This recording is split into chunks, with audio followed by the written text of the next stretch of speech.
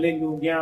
దేవుని పరిశుద్ధమైన నామానికి మహిమ కలుగును గాక.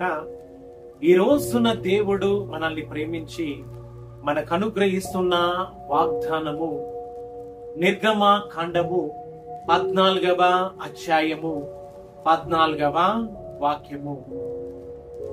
యెహోవా మీ పక్షముగా యుద్ధము చేయును. ఆమేన్. ఇక్కడ దేవాది దేవుడు తన ప్రజలైన ఇశ్రాయేలుకు తన దాసుడైన మోషే ప్రవక్త ద్వారా ఇస్తున్న వాగ్దానము, నేను మీ పక్షముగా యుద్ధము జరిగిస్తాను అని. ఆమేన్.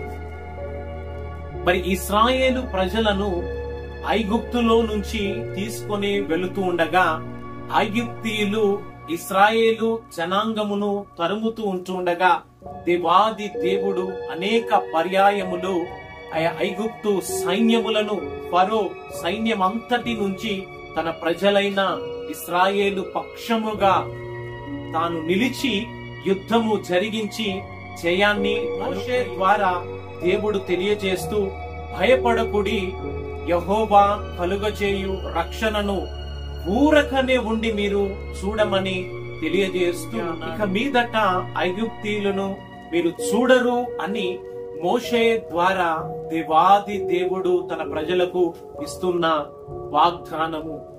మీరు ఊరకనే ఉండుడి, మీ పక్షముగా నేను యుద్ధము జరిగిస్తాను అని.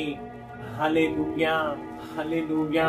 ఈ రోజున ఈ యొక్క సత్యమును, దేవాది దేవుని యొక్క వాగ్దానాన్ని వింటున్న నీవు, మరి నీ జీవితంలో కూడా నీవు ఎదుర్కొంటున్న ప్రతి సమస్యలలోనూ, ఇరుకులలోనూ, ఇబ్బందుల అన్నింటిలోనూ దేవుడు నీ పక్షముగా ఆయన నిలువబడి, నీకును సమస్యకు మధ్యలో ప్రభువు నిలబడి యుద్ధము జరిగించి, మరి ఎన్నడూ నీ జీవితములో ఐగుప్తు వంటి సమస్యలు ఉండవు అని వాగ్దాన రూపముగా దేవాది దేవుడు మనందరితో మాట్లాడుతూ ఉన్నాడు. హల్లెలూయా.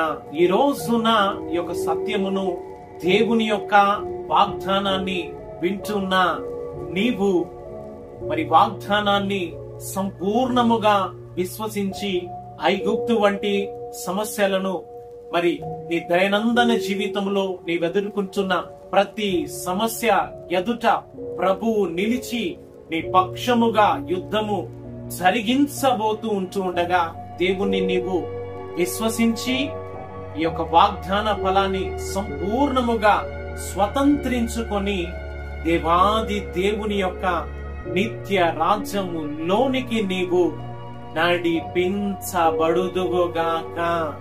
ఆమేన్. హల్లెలూయా.